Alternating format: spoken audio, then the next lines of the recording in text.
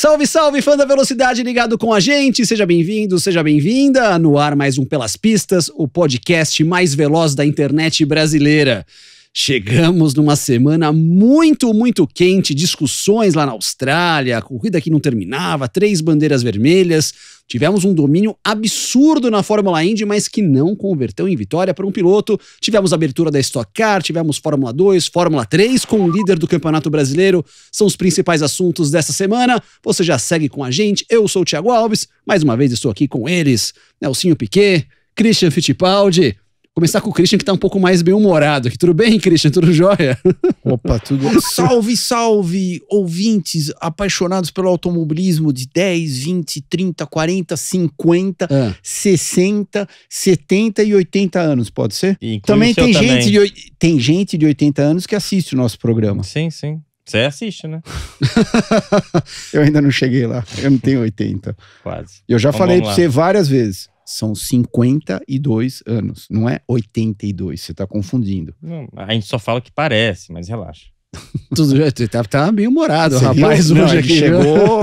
Eu acho que, ele não conseguiu depositar até tudo ontem, no cheguei em Stock Car. casa tarde, ontem à noite, demora 1 hora, segunda-feira de manhã, pra pegar trânsito pra chegar até aqui. Pô, mas a gente também. Quer dizer, ele não, mas. Ele também. não, mora do lado. Mora do lado. E ainda chega atrasado. Não, hoje eu não cheguei atrasado. Não, hoje é verdade. Então. Hoje os 3 chegaram no horário marcado. Isso é importante aqui do nosso programa. Senão a gente precisa tomar bronca da Cal. Ela voltou das então, férias. Ela voltou cheia de energia, ela já ia largar uma na gente, se por acaso a gente chegasse atrasado. Né? Falando em energia, você ligado com a gente, aqueles recados de sempre, se inscreva no nosso canal no YouTube, quem ainda não for inscrito, quem tiver essa heresia de não for inscrito no nosso canal no YouTube, já pode deixar o like no vídeo, porque as discussões hoje prometem bastante. Pode compartilhar com seus amigos. Se tiver nas plataformas de áudio, você também já pode ali dar aquela avaliação de 5 estrelas. Estamos em todas as plataformas de áudio. Christian, quando você começou a correr na Fórmula 1, tinha rádio? Não, falando sério agora. Agora sem brincadeira, falando sério. No carro de Fórmula 1 ou no carro de rua, você tá perguntando? Não, no carro. Não. No seu Ford T30 lá, você tinha. Não, mas. Eu sou muito na legal. Fórmula 1 você tinha. Eu sou muito legal com vocês. Porque eu achava que eu só tomava patada de um. Agora eu tô tomando patada do outro também. Não, mas o da Fórmula 1, a Minardi, tinha rádio? Falando sério agora.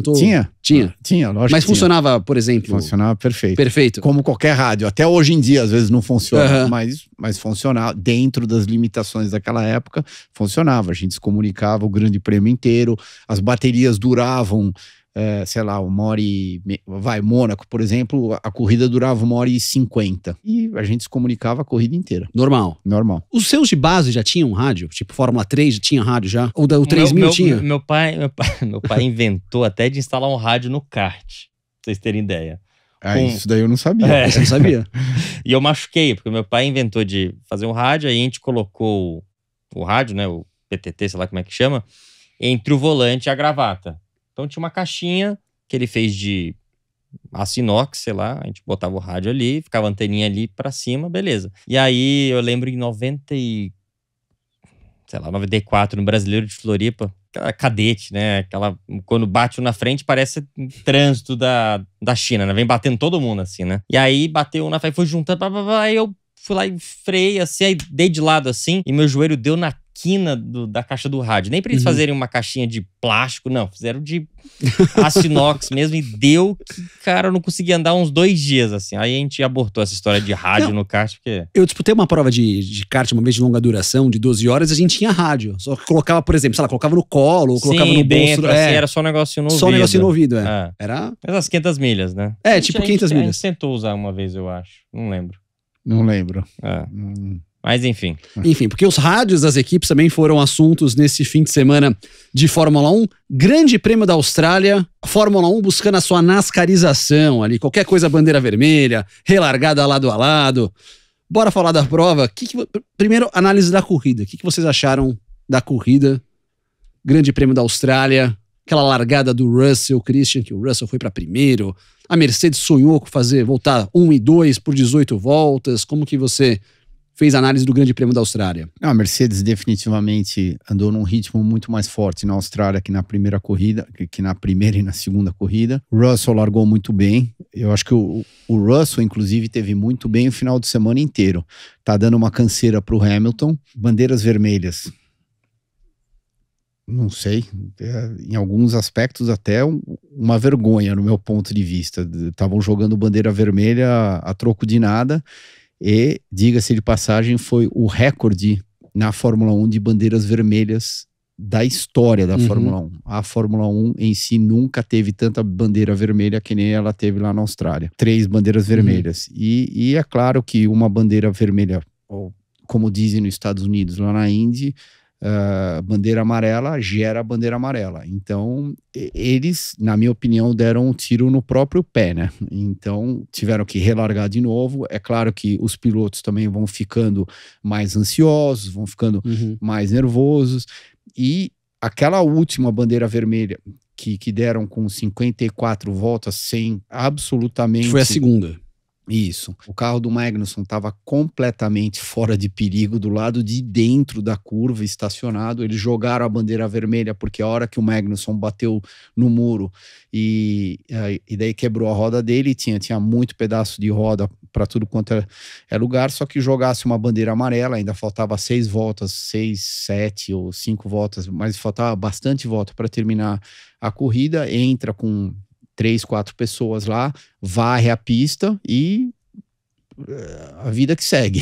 Relarga a prova e tudo bem. O que aconteceu? Jogaram uma bandeira vermelha e resolveram relargar de novo. Agora, faltando 3 voltas para terminar a corrida, você acha que vai todo mundo vir papai e mamãe para a primeira curva? É óbvio que não. É óbvio que vai todo mundo vir com a faca nos dentes, que acabou gerando aquele outro problema. O Sainz bateu... Calma. A gente vai falar dessa... A gente vai falar disso. É pra da prova em si. Isso, mas eu achei que estavam jogando bandeira vermelha a troco de nada. Troco de nada. Eu acho que teriam outras maneiras de tentar contornar os desafios que estavam tendo durante o Grande Prêmio. A Fórmula 1 deve estar experimentando coisas novas, né? Obviamente eles não querem que se repita o que aconteceu em Abu Dhabi, aquela controvérsia toda que eles acham. Então eles estão explorando maneiras novas de neutralizar as provas. Você tá com saudades do Masi ou não? Não. Ele tava lá, né? Ele era diretor dos Supercars. Então, ele é o chefão lá do Supercars. Do Supercars. Mas eu acho que eles estão experimentando coisas novas, porque a Fórmula 1 realmente, os carros estão ficando rápidos, os carros estão muito grandes e a gente tá numa fase meio Nutella, né?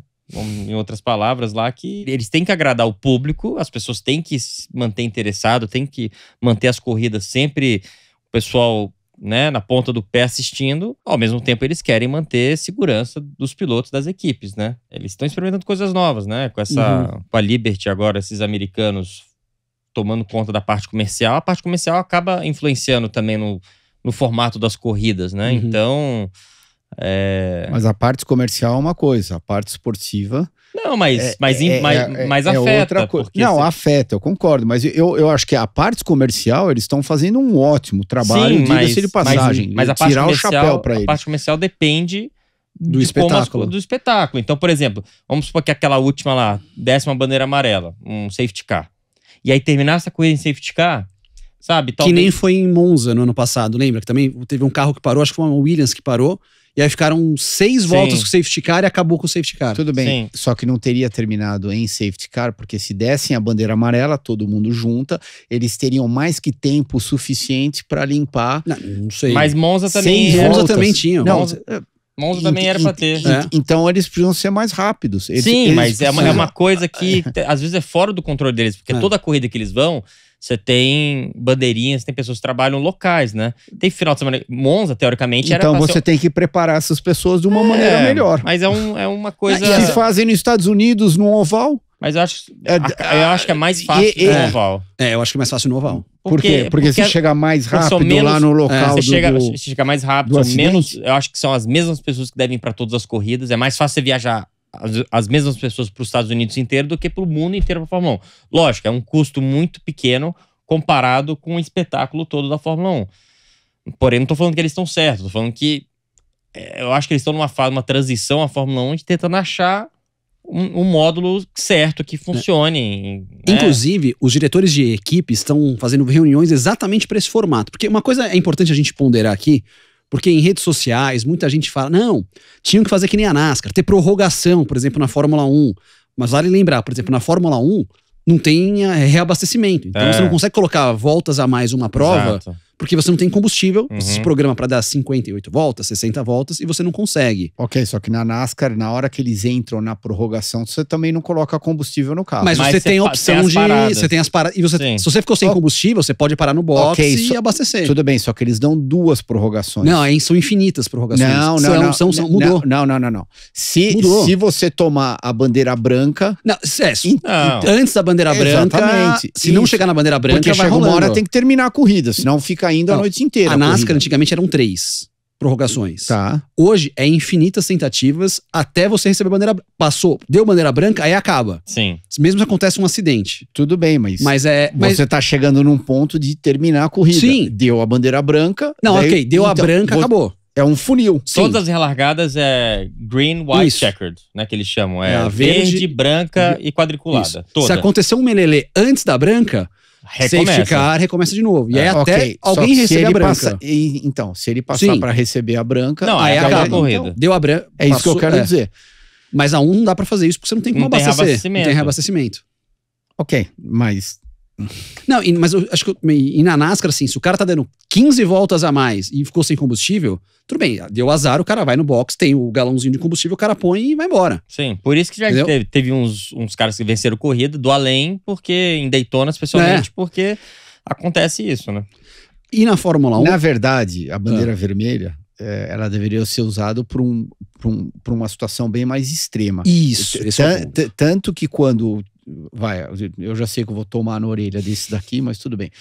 Quando eu comecei a correr, bandeira vermelha para mim era parada imediata, não importa em que ponto da pista você tiver. Hoje em dia todo mundo volta devagarzinho, ou seja, então mudou-se a bandeira vermelha.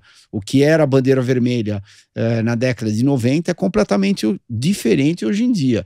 Eu acho que isso eles precisam reavaliar de novo e de repente mudar a bandeira vermelha. Esse é outro ponto interessante, porque e cada categoria tem a sua lógica. Então, por exemplo, a Indy tem a sua lógica, a NASCAR tem a sua lógica, a Fórmula 1 em categorias, geralmente FIA, tem a sua lógica. É o que você falou, bandeira vermelha é para casos extremos. Não é para você usar qualquer coisa. Por exemplo, muita gente fala, naquela prova do Masi, Abu Dhabi 2021, o cara tinha que ter dado a bandeira vermelha. Bandeira vermelha é para caso extremo. Sei lá, alguém se machucou feio na pista, tem que entrar uma ambulância, entrar um helicóptero, tá chovendo muito. Esse é o conceito da bandeira vermelha. Mas hoje, os chefes de equipe, até o Horner comentou isso no pós-corrida, eles estão se reunindo para tentar criar mecanismos realmente de usar um pouco mais a vermelha para parar por causa do show. Para você ter mais relargadas, você ter a prova acabando nesse sentido. Bom, se você vai ter mais relargadas, então o Sainz que não venha reclamar depois que ele tomou um pênalti muito grande, porque relargadas vão gerar batidas. Ainda mais com 4 pro final. Ainda mais com 4 pro final da corrida, porque você pode ir, por exemplo, 11º para 5º numa... E vice-versa. Não é nem uma relargada, é uma largada de novo, né? Uma relargada seria... atrás de uma bandeira amarela. Então, isso daí tem que tomar muito cuidado. Eu também acho, concordo. Inclusive, você em casa pode participar conosco. Se estiver no YouTube, pode já mandar o seu comentário aqui. Quem tá vendo na primeira exibição, pode colocar no chat, nos comentários no YouTube. E também, quem nos acompanha lá nas plataformas de áudio, pode seguir a gente também no @pelaspistas360 no Instagram. Que a gente tá, aliás, chegamos a 10 mil seguidores no Instagram. Valeu, é você que fortalece a gente aqui no Pelas Pistas. Mas é uma coisa doida, porque a gente vê que quem acha que se deu muito mal, além do Sainz nessa discussão toda, foram as Alpines, que estavam indo muito bem na prova ali. Gasly estava indo bem, estava pontuando, até que naquela segunda relargada teve o toque do Sainz com o Alonso, que aí gerou todo o melelê lá atrás, as duas Alpines abandonaram, o que gerou a terceira bandeira vermelha. Mas o Gasly definitivamente não viu o Ocon do lado de fora. Daí ele foi soltando o carro Ele achou que não tinha ninguém, daí um carro bateu no outro. Mas isso não é muito bom pro relacionamento deles, né? Que já era uma coisa um pouco que já era estremecido, né? Já não é do... Já não são melhores amigos. Tanto que o Ocon comentou depois da corrida, ele falou, ó, eu vou fingir que não foi de propósito, eu vou fingir que ok, tudo bem, mas não foi legal isso que aconteceu, porque... É ruim pra equipe, porque pra todo mundo. Uma mega porrada, né? Sim. Ali... E os dois perderam pontos. Não, muitos pontos. Muitos pontos. Então, que os dois iam terminar o quê? Entre os 7 primeiros, eu acho. Então, foi bastante ponto que eles perderam. Foram grandes perdedores desse momento na prova. Sobre a corrida, eu acho que uma coisa importante em termos de campeonato, que a corrida começou a ser decidida no sábado já, quando o Sérgio Pérez teve problema na sessão classificatória. Ele acabou tendo problema, já vinha reclamando que o carro estava travando muito freio antes, acabou errando. Isso já deu uma dinâmica pro campeonato que muda e também deixou talvez a coisa mais fácil pro Max, você acha? Não, isso era só uma questão de tempo, né? O Max também teve os azares dele na última classificação da última corrida. A gente sabe que o Pérez podia ter uma chance, mas era muito pequena a chance, né? Não estava vendo isso como uma oportunidade de uma chance desse ano do Pérez conseguir disputar com o Max, igual, sei lá, o Rosberg disputou com o Hamilton. Acho que você pega o exemplo Rosberg e Hamilton, eles são muito mais próximos do que Pérez e Verstappen, na minha opinião. Você acha que a diferença é maior? Do Pérez pro Max é muito maior do que Rosberg e Hamilton. Você também concorda, Cristiano? Concordo. Se fosse o Ricardo, por exemplo, vocês acham que essa diferença seria maior, igual ou menor? Antigamente, antes dele, sei lá, ter alguma coisa na cabeça dele, poderia até ser menor a diferença, mas hoje em dia claramente está maior, porque alguma coisa aconteceu com... Soltou algum fio de vela na cabeça dele. Alguma coisa que ele perdeu um pouco... O Ricardo, no meu modo de ver, eu acho que, de novo, é fácil a gente analisar e falar de fora, porque você não está vivendo a situação lá dentro. Mas o maior erro dele na Fórmula 1 foi ter saído da Red Bull. Da primeira vez que ele foi para Renault, depois McLaren e foi embora. A hora que ele foi tentar se aventurar numa situação diferente, eu vou dar a volta por cima. Eu acho que foi, óbvio, olhando para trás agora, foi um erro. Porém... É muito fácil a gente olhar para trás e fazer as análises. Porém, no lugar dele, é um piloto que ele foi líder na Toro Rosso, depois ele foi pro... ele estava em outra equipe, aí ele foi pra Red Bull junto... Não, desculpa, ele veio... Onde ele andou com o Vettel? Ele passou na Red Bull. Isso, aí mas antes da Red Bull, ele fez algumas corridas... Espanha, na Mano. Isso mesmo. Mas enfim, quando ele entrou... Possivelmente a gente errou o nome da equipe, mas era uma das equipes lá de final de pelotão, depois ele foi pro... Quando ele entrou pra andar com o Vettel, ele dominou, andou na frente, logo depois o Vettel saiu e entrou... Aí era o Kvyat. Que ele andou na frente. Isso. Aí entrou o Max, que ele ganhou aquela corrida de Barcelona, a primeira corrida dele. Ele se achava um piloto número 1, piloto líder, né? Obviamente ele sabia que o Max era um piloto que ia desafiar muito ele. Ele falou, olha, se eu ficar aqui, a chance de eu virar um segundo piloto é de 50%, né? Sei lá, o Max pode dar muito trabalho, é um cara que tá vindo com muita velocidade. E acho que não só velocidade, é um projeto. Porque os caras pegaram ele com 12 anos e é o projeto. Pegaram com 14, 15. Mas ele falou, cara, aqui vai ser arriscado. E acho que ele tentou, beleza, eu posso ser um líder pros próximos 5, 6, 7 anos numa equipe, talvez, que tenha uma chance de andar na frente. Mas não interessa, ele vai continuar ganhando um salário muito bom, que eram uns 20 milhões, numa Renault, ou numa Alpine, ou o que ele andou? McLaren. Alpine. Acho que ele experimentou esse caminho, cara. Eu prefiro o Max, ele pode ser um cara nível Alonso, Hamilton. Então, eu prefiro bater lado a lado com um cara igual o Hülkenberg, ou quem mais foi o companheiro dele? Hülkenberg e Ocon, pode ser? Pode ser. Não lembro. O pessoal pode me corrigir aí. E na McLaren, Norris.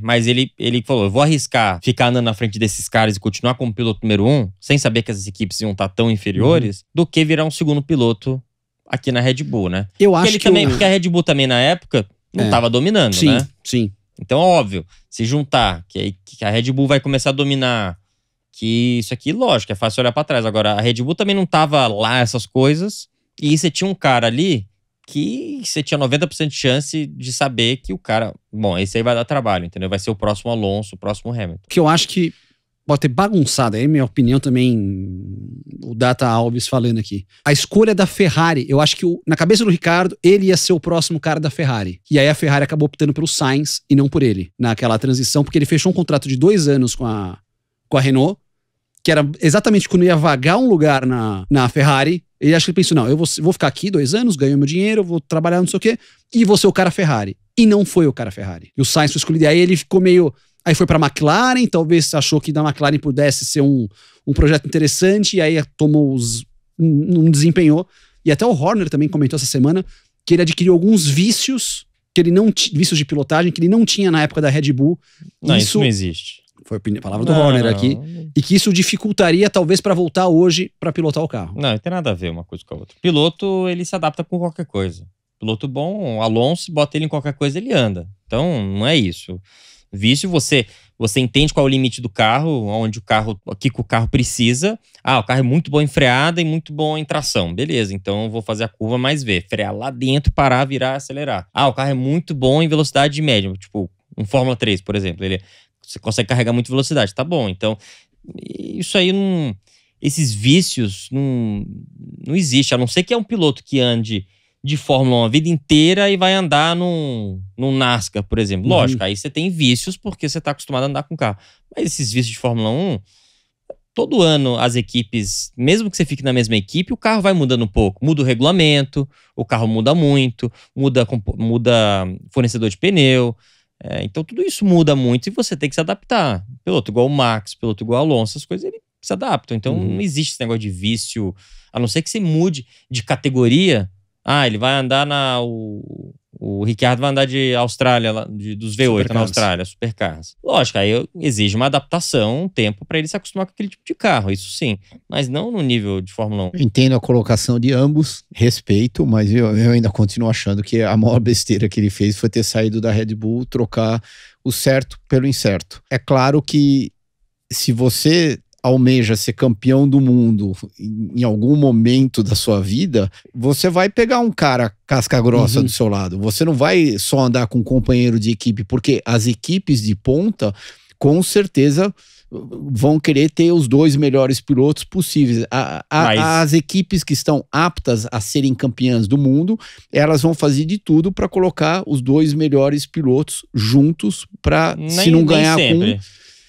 O Vettel, por exemplo... Hoje em dia mudou bastante. O Vettel nunca teve companheiro de equipe muito forte, aqueles 4 campeonatos que ele ganhou. Depende. Por exemplo, o Weber, ele chegou na prova final líder do campeonato em 2010.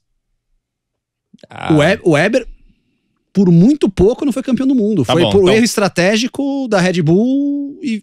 Mas você pega um Weber e um Pérez, na sua opinião. Eu boto o Pérez na frente do Weber. O Weber fez um trabalho muito bom na Red Bull e eu acho que ele trabalhava bem com o Vettel. Eles se desentenderam algumas vezes, mas eu acho que os 2 juntos, eu acho que faziam a Red Bull realmente andar para frente. O Pérez, eu acho que ele se ofusca um pouco porque é o Verstappen, e hoje em dia todo o spotlight da Fórmula 1 está em cima do Verstappen, então eu acho que isso intimida ele muito mais do que se fosse um Alonso, se fosse um Vettel sentado lá, se fosse alguém, o próprio Hamilton, se fosse o Hamilton no lugar do Verstappen, eu acho que seria melhor para o Pérez. Como é o Max, e o Max é o sonho dourado da Red Bull, porque pegaram ele, sei lá, desde quando tinha 14, 15 anos e transformaram ele nesse monstro, eu acho que isso acaba sendo muito difícil pro Pérez. Se bem que, por exemplo, se você coloca um Hamilton no lugar do Verstappen, numa Red Bull ganhando, o spotlight, como você disse, vai estar no Hamilton, vai estar no primeiro piloto. Vai estar no campeão. Tudo bem, líder. Mas aí a gente vai abrir outra... Que era o que o Bottas no passado. Aí a gente vai abrir outra discussão. Será que o Hamilton vai ganhar mais que o Verstappen, ou vai ganhar menos, ou vai ganhar igual se ele sentasse numa Red Bull? Adoraria ver o Hamilton num carro e o Verstappen no outro. Os dois têm que estar na mesma equipe. Tem que estar na mesma equipe, seria exatamente. Legal. Seria muito legal, mas não vai acontecer nunca. Mas olha que cenário bacana, a gente comentou desse histórico, eu sei que a gente tá falando do GP da Austrália, mas acho que essa discussão foi interessante. Do Vettel com o Weber, talvez essas discussões, briga, pode ter sido meio com um cenário. Se tivesse continuado por mais tempo, Ricardo com o Verstappen. Porque também o Weber era o cara que já estava mais tempo na equipe, chegou o Vettel, que era um projeto Mas Red Bull. a somatória de Weber com Vettel é menor do que Verstappen e Pérez. É bem pau a pau. O Weber fez um ótimo trabalho. Mas daí você pega o Pérez, na Austrália. Ele mandou pra caramba. Você achou que ele mandou pra caramba na Austrália? Eu achei que no começo ele mandou. Ele fez umas ultrapassagens lá que eu falei, uau, vai bater. Sim, agora. ele via bem por fora. Não, ele mandou muito bem. Daí a hora que ele chegou entre os 10 primeiros, ele não conseguiu progredir muito mais. Mas no começo, eu achei que ele andou muito bem lá na Austrália. Ele acabou em quinto a corrida. Tudo bem. Não sei se ele seria quinto com todas as confusões que nós tivemos, mas... Ele cometeu aquele erro lá na classificação, ele podia estar com problema de freio, podia estar com problema de freio. Então, se você já sabe que você está com um problema no carro, você tem que andar num ritmo um pouco mais lento. Mas ele também acabou se enfiando naquele buraco. Tudo bem, vai ver se ele está com problema, ele não teria classificado entre os 5 primeiros, teria classificado em 8º. A corrida dele seria muito menos difícil largando em 8º do que largando em último. Interessante esses comparativos de pilotos aqui. Você, claro, pode mandar sua opinião nos nossos comentários aqui, no nosso chat. Fique à vontade para falar sobre isso. Falamos ali do Pérez. Mas tivemos, depois de dar aquelas relargadas de confusões todas, Christian, a gente teve... Você queria falar da punição do Sainz. Você achou mimimi? Por que você achou mimimi? Não, eu achei mimimi... No grupo nosso, aqui fazer aquele momento bastidores, no nosso grupo no WhatsApp. O que eu achei? O Christian ficou assim, se prepare pra ver a prova, não sei o quê. O pessoal tem que fazer curso com o pessoal do Paulista de automobilismo. O que você achou mimimi, Christian? Primeiro mimimi, que não me falha a minha memória, foi o do Verstappen, a hora que o Hamilton enfiou por dentro dele. Mimimi final. De pilotos. Isso. Gostamos. Não. Eu achei o Verstappen reclamando que, porque se fosse ao contrário, o Verstappen ficaria atrás do Hamilton. Aquela questão na largada, né? Na largada. Isso, foi na largada, logo na segunda, terceira curva. Você acha que se fosse ao contrário, o Verstappen teria ficado atrás do Hamilton? É óbvio que não. Então, eu não consegui entender aquela colocação dele de, não, ele me empurrou para... Eles nem se tocaram. Aquilo eu categorizo como hard racing. E foi num nível muito alto, muito legal. Os dois se entenderam lá. O Verstappen deve ter dado um pouco mais de espaço pro Hamilton, porque ele não é trouxa. Então, eu achei 10.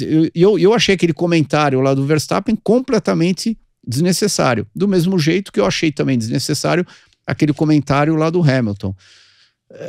Reclamando dos pneus? Não, reclamando dos pneus e daí reclamando dos outros que estavam vindo atrás dele falando, não, eles estão num ritmo forte. Bom, é uma corrida, você espera que eles estivessem o quê? Andando que nem uma vovozinha? Eu também não consegui entender aquele comentário do Hamilton. Mas acho que é um achismo, eu acho que o Hamilton ele faz essa questão... Sempre.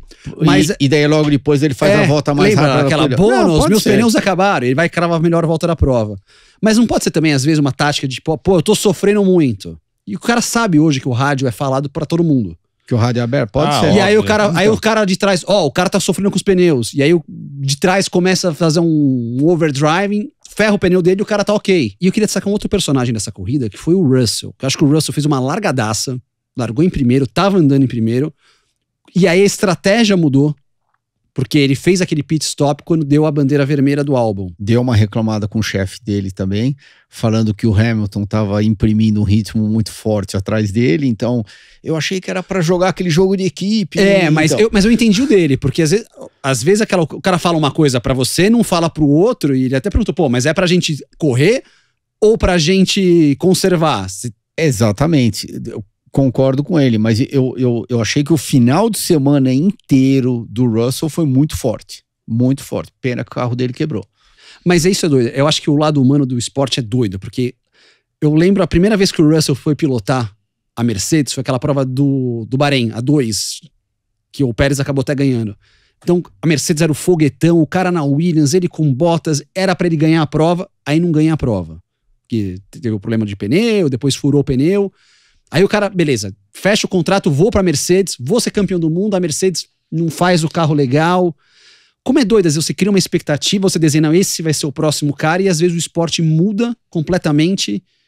Mas... E você vê o cara lá atrás, por exemplo, tô liderando a prova, paro nos boxes, dá uma bandeira vermelha, de primeira eu vou pra sétimo. Isso daí é a própria natureza do esporte. Isso daí, eu acho que se a gente parar aqui e pensar um pouco, podemos citar inúmeros casos que eram para ter sido campeão do mundo, não por falta de talento, muito pelo contrário, tem talento demais, talento de sobra, e daí uma situação completamente fora do controle do piloto acabou não dando certo para ele. Alonso. Era um piloto que tinha chance de ser 4 vezes campeão do mundo. Ótimo exemplo. Então, chance não. Provavelmente, se ele tivesse feito as escolhas corretas, ele seria 4 ou 5 vezes campeão do mundo. Então, isso daí eu acho que a gente vê em qualquer esporte. Uma coisa doida, o olhar dele. Tipo, timing. Timing. O timing é tudo na vida. Não só para o esporte, mas também para outras carreiras, né? Fora de pista, fora de campos, quadras. E se você não tá naquela janela operacional perfeita, ainda mais esporte num nível alto, é tão competitivo. E tão você competitivo, participa por poucos anos, né? Então, você não tem 30 anos para fazer, você tem... Ou, às vezes até mesmo 40, 50, né?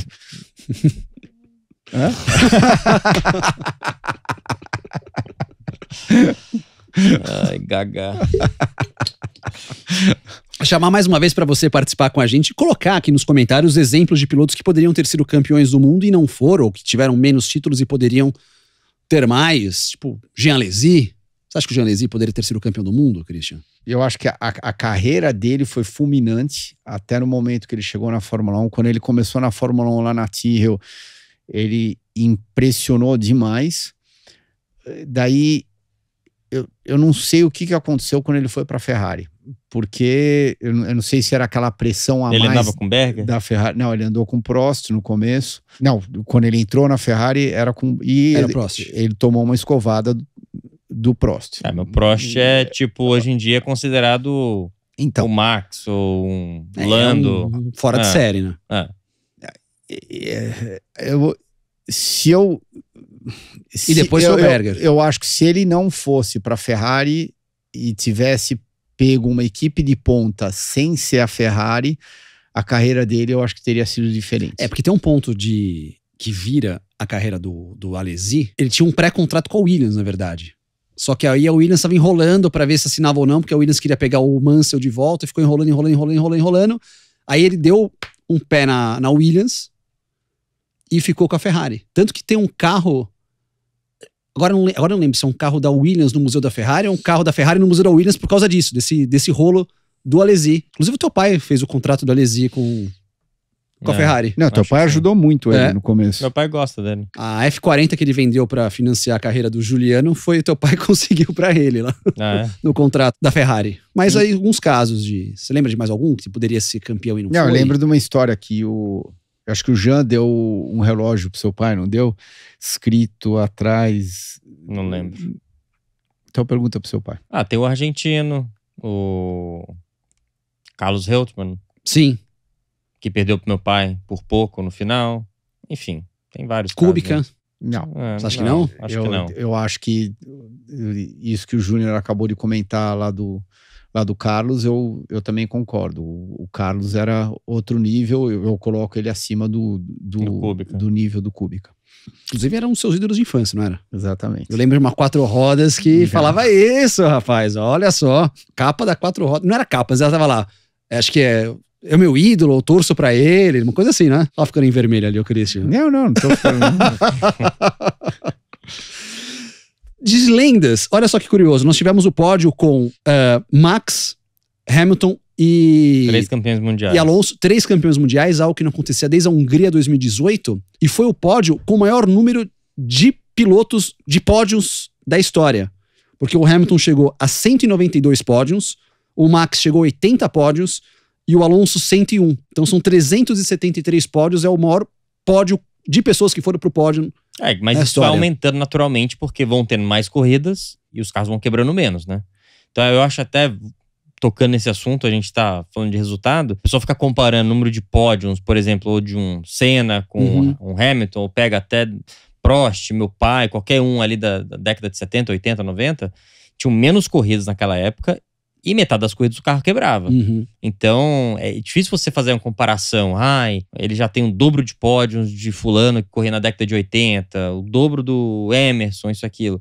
Cara, mas naquela época, você terminava metade das corridas. E tinham 15 corridas no calendário, então você terminavam 8, 9 corridas no máximo, entendeu? Então imagina, hoje em dia, das 23, você termina 20. Naquela época, você terminava menos da metade. Então é uma comparação, né, não vou dizer injusta, mas toda vez que você espectador, for ver esses comparativos de número de pódios, número de vitórias, lembre-se que naquela época, né, Emerson, Piquet, Senna foi diminuindo, mas mesmo assim eram menos corridas e o carro não era tão confiável igual é hoje em dia, né? Inclusive porque a gente chega nessas marcas que, por exemplo, o Verstappen empatou com o Senna. Eles são na 7ª colocação da história da Fórmula 1 com pódios, com 80 pódios. O recordista é o Hamilton, com 192. Achei curioso, o Rubinho é o 9º na história, com 68 pódios. Teu pai é o 12º com 60. E o teu tio, o Emerson, é o 27º com 35 pódios na história da Fórmula 1. E 215 pilotos na história chegaram ao pódio na Fórmula 1, de todos os tempos da categoria. Um que não chegou no pódio, mas somou os primeiros pontos, e eu lembro que você chamou a atenção da corrida anterior, de fazer uma coisa direitinho, foi o Piastri. Piastri conseguiu fazer os primeiros pontos. 7º, né? 8º lugar. 8º. Cara, tô gostando do Piastri, porque a McLaren não tá isso tudo, mas ele não tá tomando tanto do Lando, que é um piloto que a gente acha que tá num patamar. Bem sólido. Tá fazendo uma boa temporada, eu acho, hein? Concordo. Não, isso é bom. Isso é bom pra Fórmula 2, pros pilotos da Fórmula 2, porque ele fez um ano de Fórmula 2, ganhou o campeonato, ficou um ano parado, entrou na Fórmula 1 numa equipe que não tá competitiva, num piloto que a gente sabe que destruiu os últimos 2 anos o Ricciardo, que a gente sabe que também não é um piloto fraco. Então, eu tô feliz por ele, né? Tá andando bem, assim. Isso mostra que realmente, você indo bem na Fórmula 2, especialmente no primeiro ano, ele andando bem vai ajudar mais pilotos da Fórmula 2 subirem mais rápido pra Fórmula 1. Agora, quem ainda não se acendeu nessa temporada por enquanto é o De Vries. Isso. Será que o Tsunoda é melhor do que aquilo que a gente tá imaginando? Nada demais também, né? Não, mas vai ver, ele é melhor, porque a gente estava colocando tantas fichas em cima dele, Nick De Vries, piloto reserva da Mercedes, empurrado pelo Toto Wolff, tudo. De repente, o Tsunoda é melhor do que aquilo que estava todo mundo imaginando. Se ele vai acabar melhorando, De Vries, eu acho que eles vão segurar os dois mais uma temporada. Porque eles não vão ter do jeito que tá indo, parece que é uma incerteza muito grande, né? De Vries começando agora, Tsunoda 3º ano, parece estar melhor. É um bom respiro pro Tsunoda agora, porque se o De Vries estivesse andando de igual muito perto, o Tsunoda ia começar a pirar, né? O Tsunoda acabou em 10º essa prova aqui, depois de todos os incidentes, confusão, acabou na 10ª colocação. O Tsunoda somou pontos, De Vries foi o 15º, acabou abandonando a corrida. Um que também fez um fim de semana interessante foi o Albon. O Albon pegou a Williams, levou para o 8º lugar no quali, tava indo bem até a hora que ele bateu. Mas acho que assim... Sim. Não, considerando que é uma Williams. Exato, um carro de baixo. Fazer a Williams entrar lá no Q3 e daí na corrida ele tava indo bem também, até a hora da batida. Eu achei que bem respeitável. Agora, e destruindo o companheiro de equipe dele. Agora, quem tá numa maré de azar é o Leclerc, hein? A gente falou aqueles pilotos de potenciais campeões do mundo. O Leclerc ele tem a mesma pontuação no campeonato do Hülkenberg. Início de ano, né? Mas 3ª etapa já. Sim, mas 2 pistas de rua, né? Que acontece muita coisa. Agora, a maré de azar, será que ele deveria ter se colocado na posição que ele estava no final da reta, a hora que ele freou do lado lá do Stroll? Será que ele deveria ter dado um pouco mais de espaço? Vocês acharam culpa do Stroll? Eu não achei. Eu particularmente achei meio que racing incident. Chega uma hora que não cabe mais carro junto. Eram 3, né? Quase. 3 praticamente lado a lado, e aquilo que você tinha comentado, sei lá, uns 15 minutos atrás, os carros hoje em dia são muito grandes. Então, chega uma hora que você fica sem espaço na pista e claramente você não quer pegar a parte suja da pista. Então todos os pilotos querem estar andando na parte limpa da pista, que é óbvio que tem bem mais gripe, e os carros estão grandes. Eu sinceramente achei que não foi culpa de ninguém. Se alguma coisa, eu teria segurado a onda um pouquinho mais se eu fosse o Leclerc, mas é claro que aquele senso de urgência também tá dentro da cabeça dele, porque ele classificou já atrás do Sainz, então já começou esse problema do Leclerc, já começou no sábado, e não na corrida, porque ele, na cabeça dele, deveria estar na frente do Sainz, que não foi o caso. Eu iria apontar menos o dedo para esse incidente, como eu acho que o Sainz cometeu um erro no final da corrida, a hora que ele bateu... Na segunda largada. Na terceira largada, já até perdi conta de largada. Eu já nem lembro, mas a hora que ele bateu lá no carro do Alonso, eu achei que foi uma besteira dele. Você acha que ali foi um erro? Mas o Sainz tá com 20 pontos, assim, não pontuou essa prova, verdade. Deu um prejuízo para a Ferrari. Ele poderia ter pontuado. Seria o quarto. Ele não ia chegar em terceiro, ia chegar em quarto, quinto. Ok, o carro não é um carro de ganhar, então vamos terminar em quarto, quinto. Vamos terminar naquilo que a Ferrari pode oferecer para mim agora. Vocês acharam justa a punição de 5 segundos para o Sainz? Completamente. Acabou causando aquele reboliço todo por causa da bandeira vermelha e do jeito que os carros relargaram para dar uma volta e terminar um atrás do outro, porque se fosse uma relargada normal e eles tivessem andado 5, 6 voltas, ele teria... 3 talvez, vai. 3 voltas, aqueles 5 segundos, ao invés de ele ir de terceiro para 11º ou 12º, ele teria ido de terceiro para quinto, sexto, e daí a vida que segue. Paciência, eu tomei um pênalti de 5 segundos. Eu achei até que o pênalti dele de 5 segundos foi ameno pra caramba. Ele tirou o Fernando Alonso da corrida. É que o Alonso também teve sorte que entrou a bandeira vermelha. E aí voltou o resultado. Daí voltou o resultado, porque se não tivesse entrado a bandeira vermelha, o Alonso não teria sido tão bacaninha nas declarações dele como ele foi depois do final da corrida pro amigo espanhol dele. Não, eu achei que foi muito pesada esse pênalti lá do Sainz. Ok, você tá falando isso porque você terminou em terceiro, porque se você tivesse terminado em 10º, eu tenho certeza que você não estaria falando isso. Eu acho que, por exemplo, se as duas Alpines não tivessem estampado o muro e aí causaram realmente uma situação que não daria a bandeira vermelha, seria só amarelo e o Alonso não pontuava. E aí o Sainz já perdeu. Nossa, ia dar um... Então, o Hülkenberg ia conseguir o pódio. Então, mas ia dar uma... O Hülkenberg ia ser o pódio da prova. Esse é o primeiro dele. Primeiro famoso pódio que ele tá, sei lá, há mais de 200 grandes prêmios sei lá, atrás. Não lembro. Mas você sabe quem tá me impressionando? Quem eu acho que tá bem pau a pau é as duas Alpines. O que você tá achando? Eu acho que a gente precisa esperar um pouco mais. Eu ainda não tenho minha... Não como performance do carro, como os dois pilotos, a briga dos dois. No quali tá 2-1 eu acho que tá bem interessante. Mas na corrida o Gasly... Resultados de corrida o Gasly tá na frente. Eu não... Tem que esperar um pouco mais. A próxima etapa é... Azerbaijão. Outra pista 30, de rua. O que eles resolveram afinal? Vai ter a corrida sprint ou não? Que eu vi um monte de gente reclamando que eles não queriam fazer a corrida Não, sprint. vai ter. Então vai ter. O que eles estão querendo mudar agora é não ter treinos livres. Não, isso daí eu vi também. Fazer, tipo, 2 classificações. Eles querem acabar tipo com o treino NASCAR. livre. Meio que NASCAR. Opa. Chega pra correr. Vamos pra correr. E aí já faz quali diferente. Isso é bom porque exige mais do piloto. Você bota mais responsabilidade no piloto. Então, você vê mais diferença no piloto quando você faz um negócio desse. Tem menos tempo pra se adaptar, ainda mais uma pista de rua. Então, saiu a classificação e... Lógico, depende do carro, mas tem pilotos que vão pegar mais rápido, tem outros que não. E os pilotos, um Max da vida, vai fazer um gap maior ainda, eu acho. Vale lembrar que é uma discussão, o Stefano Domenicali que está propondo isso, vai ter que passar por conselhos de equipes, pilotos, FIA, tudo mais, mas é uma expectativa de talvez não ter treinos livres mais ao longo do ano, mas o Azerbaijão está garantido a sprint, com quali, com Q1, Q2, Q3, queriam reduzir também os qualis, os Q1, Q2 e Q3, as sprints, race, mas vamos ter lá no Azerbaijão. Eu não sou muito fã de corrida sprint na Fórmula 1, não. Vocês são? Eu vou ser meio assim... Eu acho interessante. Tá. Mas eu não... não é nada demais. Não é nada demais, exatamente. É uma corridinha de 20 minutos, é um produto que eles estão testando para ver se dá resultado. É mais... igual as bandeiras vermelhas, né, de outro formato, eles estão testando coisas novas para ver o que chama a atenção do povo, ver se é uma coisa que financeiramente é melhor para a Fórmula 1, para as equipes. Eles têm que testar coisas novas, né? Não dá para ficar na mesmice de sempre. É um esquenta, não é um grande prêmio. Boa, tá aí. Passando a régua aqui no Grande Prêmio de Fórmula 1, próxima etapa da Fórmula 1, a gente tem Grande Prêmio do Azerbaijão, dia 30 apenas. A Fórmula 1 vai dar uma esticada ali, próximos dias. Registrar aqui Fórmula 2, Fórmula 3, começando com a Fórmula 3, Gabriel Bortoleto, brasileiro, muito bem, hein?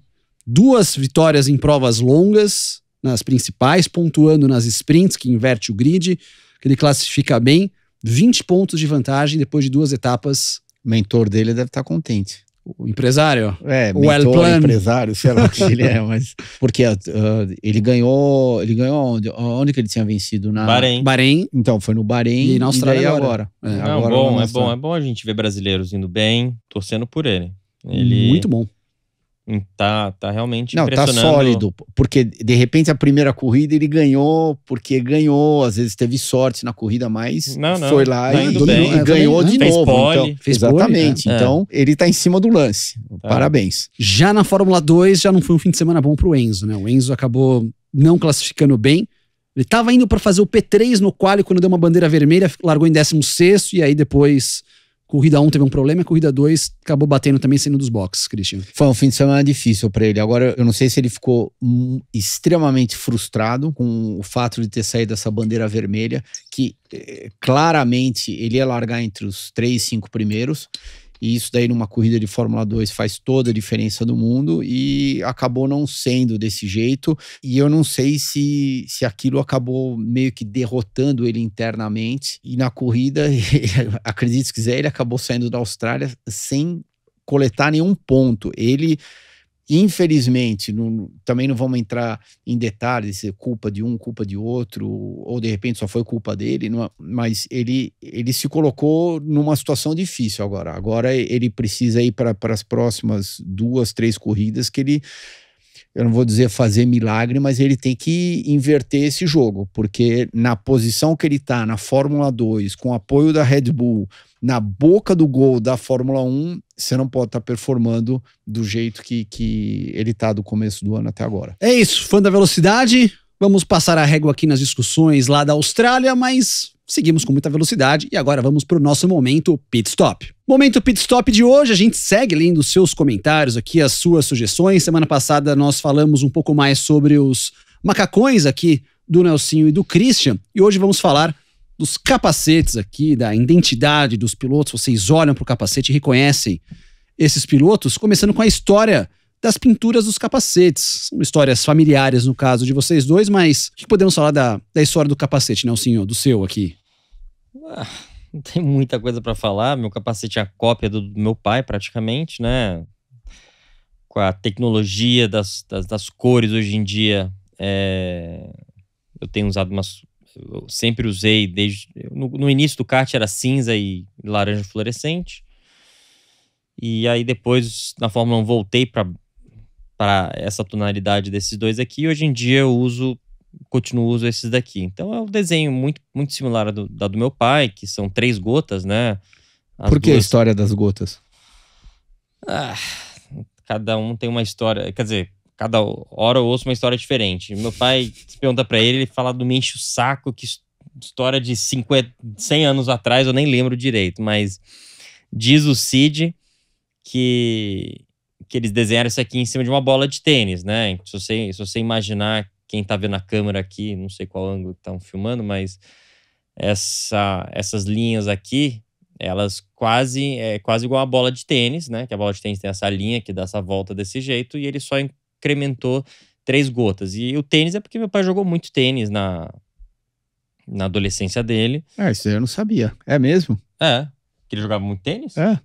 Ele conseguiu patrocínio para correr na Europa por causa do tênis. Uau! A história do patrocínio eu não sabia. Eu sabia que ele foi, tipo, primeira classe em ranking, que é um nível abaixo do profissional. Não, a história do tênis foi que ele foi pro Guarujá. Um amigo dele convidou ele para ir pro Guarujá, né? Resumindo a história, ele foi para lá, tava tendo um torneio. Aí o pai do amigo dele tava jogando e o pai queria participar do torneio. E o pai falou, eu jogo tênis, se quiser eu posso ir com você. E aí ganharam o torneio, né? Não sei se era do condomínio regional lá. E aí ficou amigo do meu pai falou que tava correndo atrás de patrocínio para tentar correr isso, aquilo. E ele era um advogado grande de umas empresas grandes. E aí ele apresentou meu pai para, na época, acho que era Arno, Brastemp, alguma coisa assim. E aí meu pai conseguiu o patrocínio e aí foi pra Europa. Foi né? Resumindo, foi mais ou menos isso. Mas ele tava jogando tênis e correndo de kart ao mesmo tempo? Ele tava correndo de Super V no Brasil, né? Mas Super V no Brasil ele bancava, entre aspas, ele mesmo, porque ele montava o carro, sobrava dinheiro, comprava o negócio, ia correr. Então era uma coisa meio Na época não era igual hoje em dia, né? Que você tem que achar milhões pra correr. Você conseguiria fazer igual o kart hoje em dia, você talvez consiga fazer sozinho, né? Se você souber de mecânica, souber preparar o motor, isso, aquilo. Naquela época, o Super V era mais ou menos o mesmo nível de um kart, vai. Se você juntar um amigo seu pra te ajudar e junta o dinheiro, ele trabalhava em oficina, juntava o dinheiro pra correr, enfim. E aí teve esse episódio aí no Guarujá, que ele ganhou esse torneio com esse advogado e ele abriu as portas para um patrocinador e com esse dinheiro ele foi pra Europa, basicamente. Interessante essa história aqui, realmente. Não, essa do tênis eu não sabia. Que ele jogava bem, eu sabia, mas essa história do patrocínio eu não sabia, não. Piquet Júnior também é cultura, tá vendo? Então. E você aqui, Christian? Esse aqui tá... Esse é o do Rio, né? Da pole. Esse daí é do Rio de Janeiro. Eu não vou nem falar quando, né? Senão eu já vou tomar outra alfinetada aqui. Não vou falar que foi 99. Mas tinha rádio já. Cuidado que vai derrubar o copo de água. Opa. Tinha até rádio nesse capacete. Então, a história toda das gotas começou da seguinte maneira, que o primeiro capacete do meu pai era um capacete aberto, verde, com triângulos em cima. Daí, quando ele foi pro Cid fazer a primeira pintura, o Cid falou para ele, por que você não transforma o triângulo numa gota? Daí meu pai perguntou, ok, mas por que a gota? Daí ele falou, porque a gota é a forma aerodinâmica mais perfeita que existe no mundo. Uau! Então, foi até ideia do Cid. Daí, os triângulos viraram gotas. E até, acho que antes, eu tenho... Acho que o primeiro capacete do meu pai nem sabe que tá lá em casa, mas tá lá em casa, não era nem triângulo, era uma faixinha que ele colocou em cima, acho que só para ter alguma coisa em cima do capacete, para ter uma pintura. Daí, dessa faixinha, transformou-se nas gotas. Daí, quando eu comecei a correr de kart, o meu pai falou, seria legal se você continuasse com a mesma identidade. Daí eu falei, tá bom, eu continuo com a mesma identidade, só que eu vou inverter as cores. Eu vou fazer o meu capacete amarelo com as gotas verdes. O do Wilson era verde com as gotas amarelas. Né? Exatamente. Daí, quando eu fui para Newman Haas, em 96, os meus primeiros 2 anos, patrocinado pela Budweiser, eu tive que mudar por problemas contratuais, eu tive que mudar meu capacete para vermelho. Então, as gotas eram pratas com o capacete vermelho. Daí, quando a Budweiser não renovou mais com a Newman Haas e daí meu carro passou a ser preto inteiro, eu perguntei para o Carl se eu podia voltar com as minhas cores originais. Ele falou, pode voltar sem problema nenhum, desde que você não use o verde, porque ele era muito supersticioso. É? É isso. Daí eu passei pro azul. A hora que eu passei pro azul, desde então, que foi 98, isso, eu gostei mais da gota azul do que da gota verde. Daí eu nunca mais voltei pro verde. E para finalizar minha carreira, em 2014, meu pai foi assistir Daytona. Eu sabia que ele estava vindo, daí eu falei, quer saber? Eu vou fazer uma surpresa para ele, eu vou pintar o capacete, o meu capacete exatamente como foi o capacete original dele na Fórmula 1.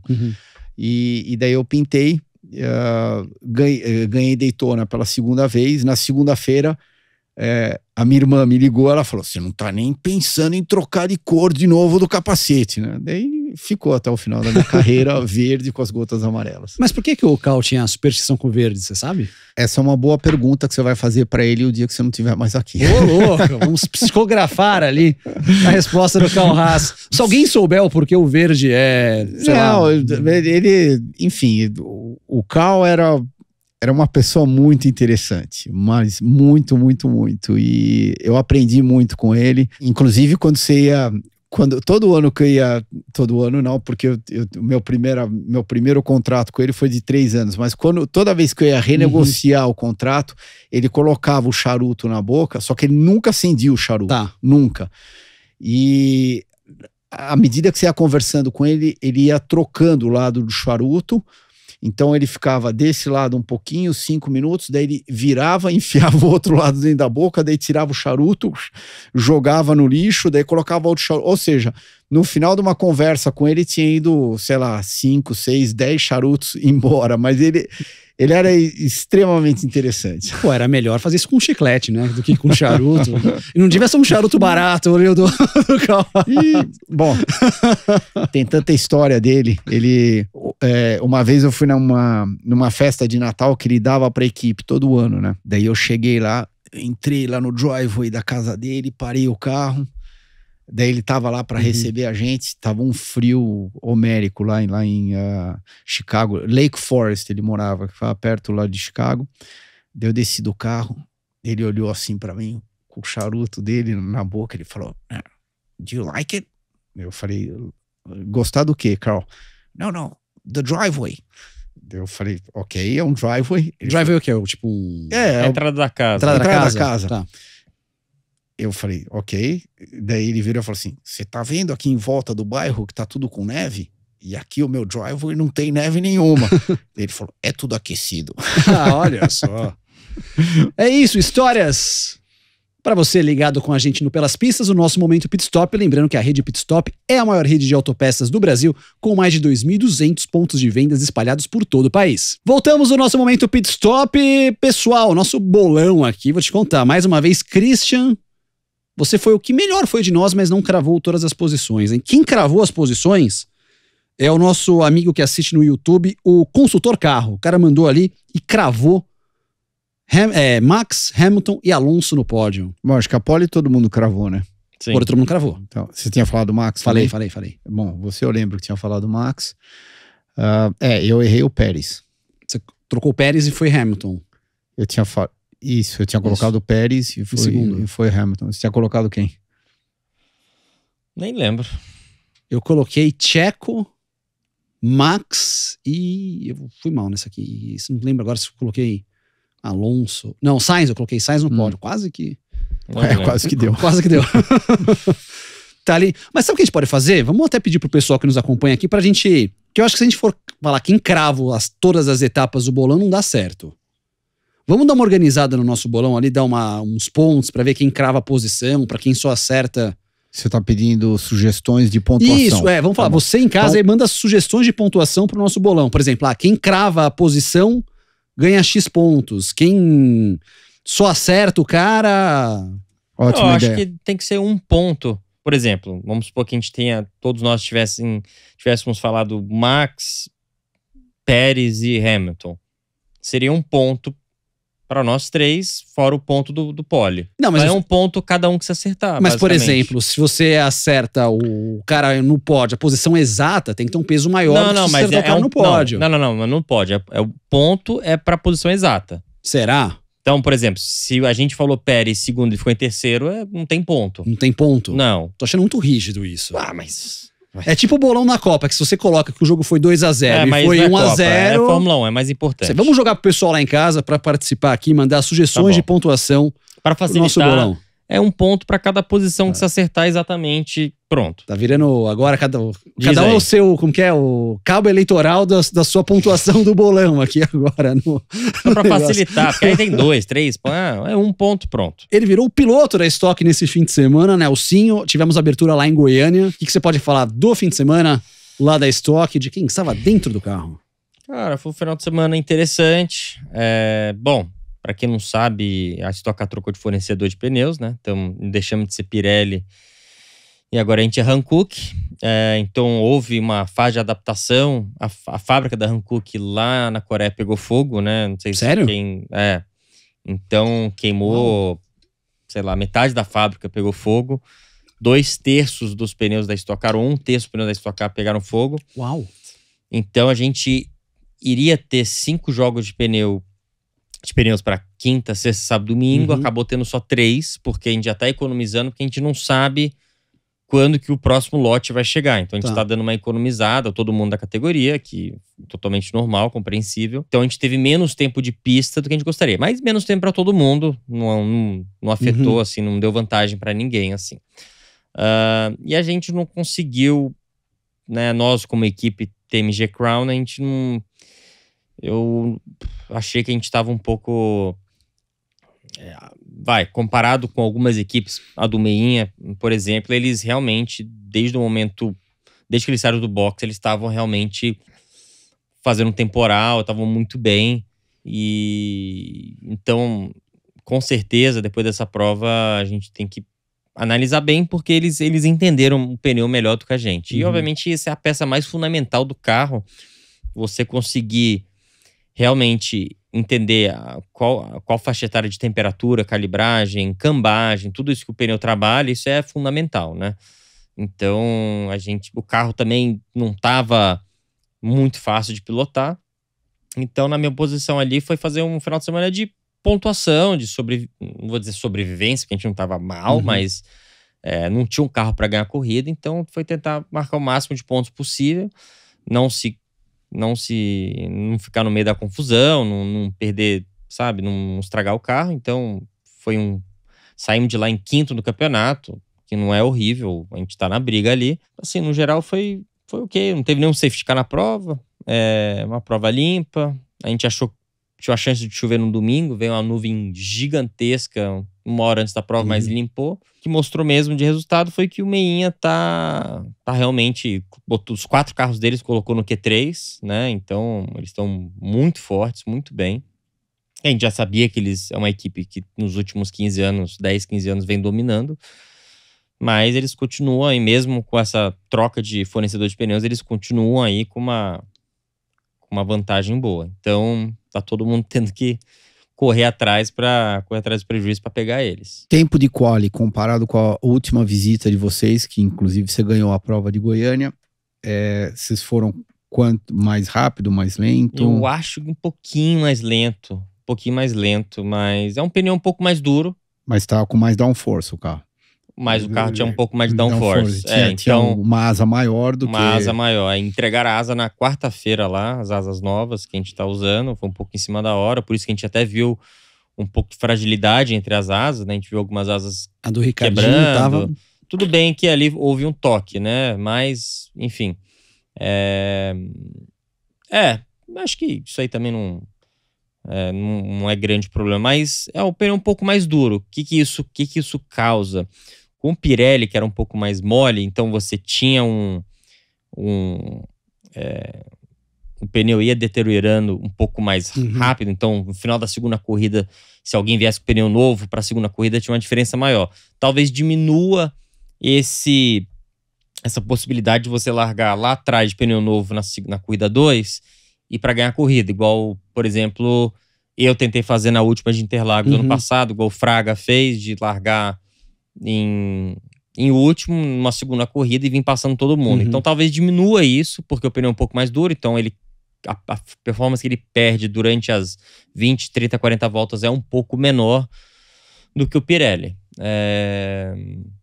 Mas, assim, o importante mesmo que a gente tem que correr atrás é achar um balanço muito bom e achar um pouco mais de gripe, porque parece que, especialmente na classificação, a gente tá em média uns 4 décimos atrás aí dos Meinha, que são as Red Bull do momento na Stock Car.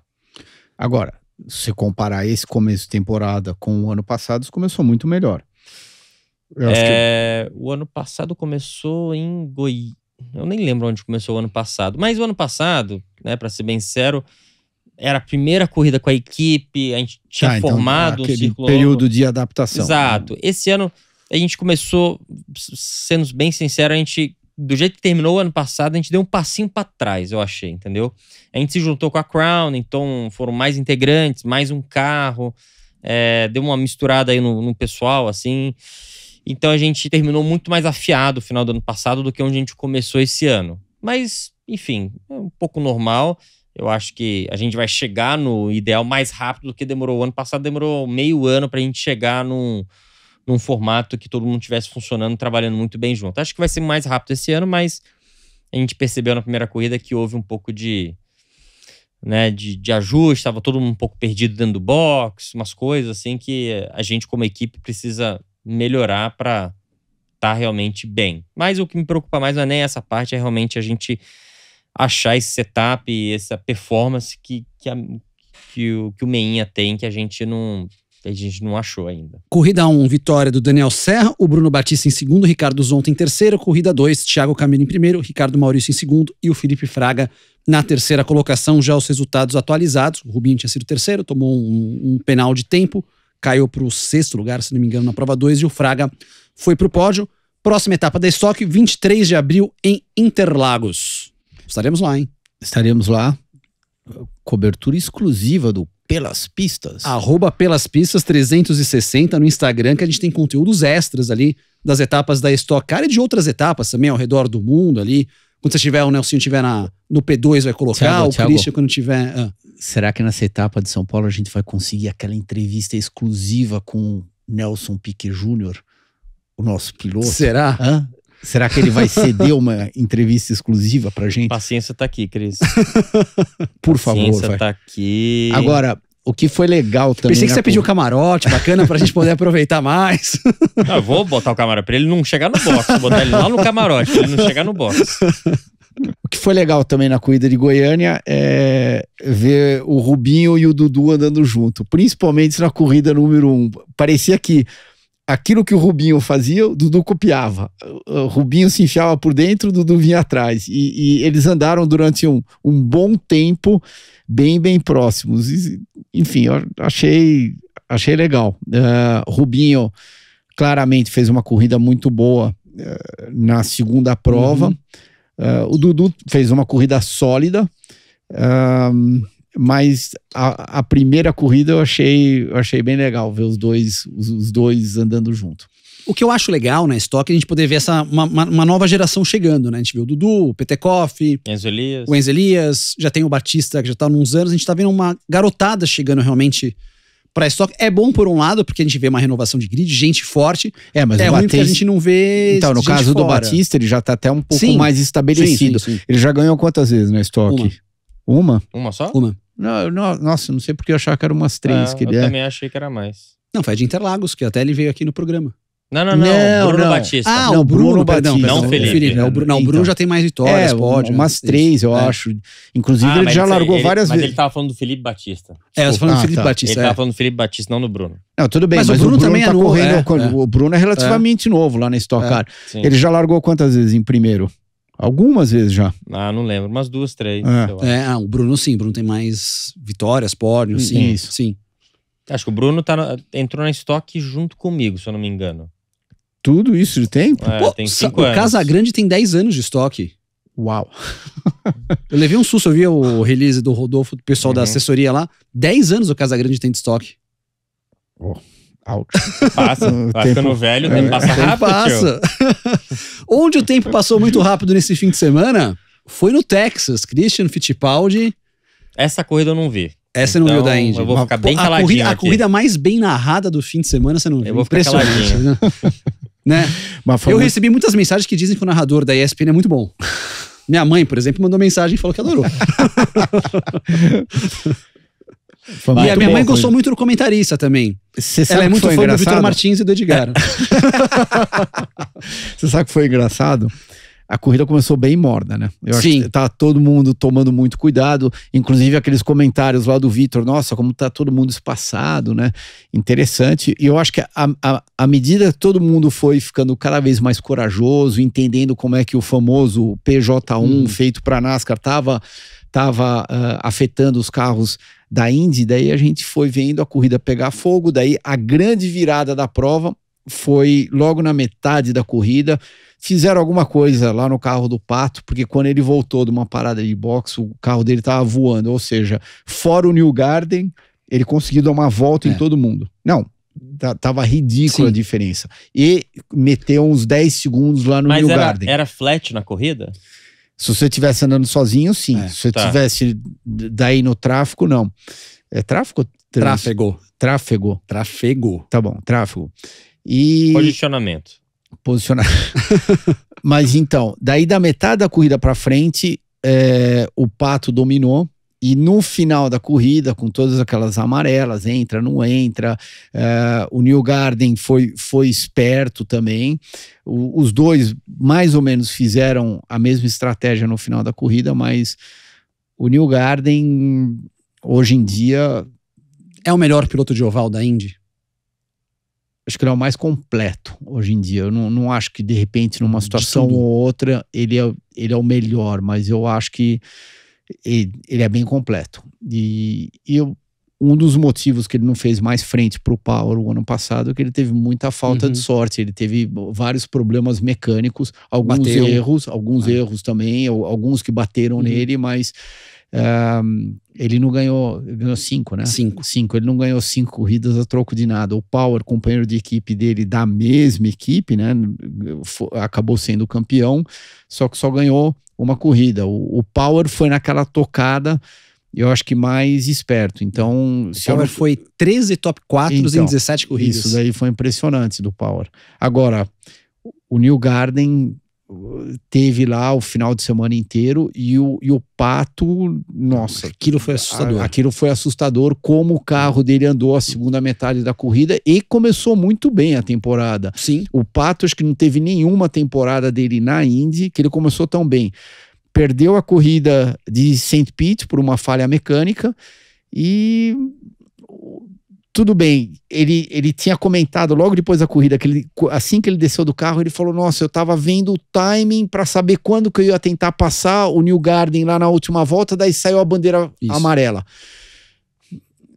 Isso daí pode ir dos dois lados, né? De repente ele teria acertado o timing, de repente ele não teria acertado o timing, teria terminado em segundo do mesmo jeito, mas ele começou extremamente forte essa temporada. Porque todo o complemento, nas últimas 5 voltas, que estava aquela pegação ali, todo mundo se achando ali na pista, ele vinha por fora, na linha de chegada ele cruzava em primeiro. Tanto que aparecia lá no time score, ele aparecia em primeiro, a hora que entrava na curva, ele perdia. Então acho que ele estava calculando isso, o Grosjean acabou batendo, mas o Grosjean também chamou atenção pela prova que fez, hein? Concordo com você, Thiago, fez uma corrida muito boa, é claro que ele acabou gerando aquela bandeira amarela, até estragou o finalzinho da corrida, mas a situação dele estava muito difícil, ele estava atrás do carro do Palou, ele já devia estar escapando de frente, daí ele pegou um pouco de turbulência lateral do carro do Malucas, daí eu até sei o que ele sentiu, o carro dele deve ter ficado leve, você não consegue frear, você não consegue acelerar, você não consegue virar, você não consegue fazer nada,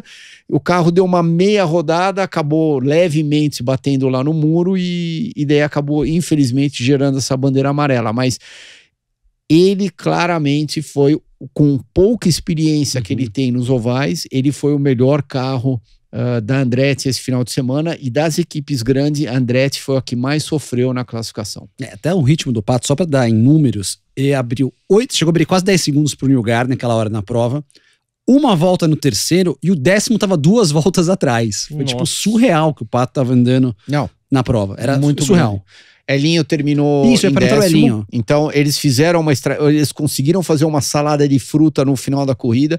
Ele e o Paginot, companheiro de equipe dele, eles estavam sofrendo mais a corrida inteira, daí fizeram alguma estratégia muito bem bolada, ele foi lá para frente, terminou em 10º, e já tô cantando a bola antes de ir para Indianápolis.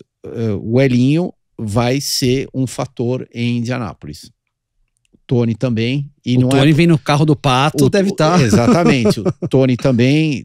Não tô, sinceramente, não tô puxando o saco de brasileiro aqui, Elinho e Tony, mas o Tony vem do carro do Pato. O Pato tendo andado muito bem em Indianápolis. Eles estão com a receita na mão.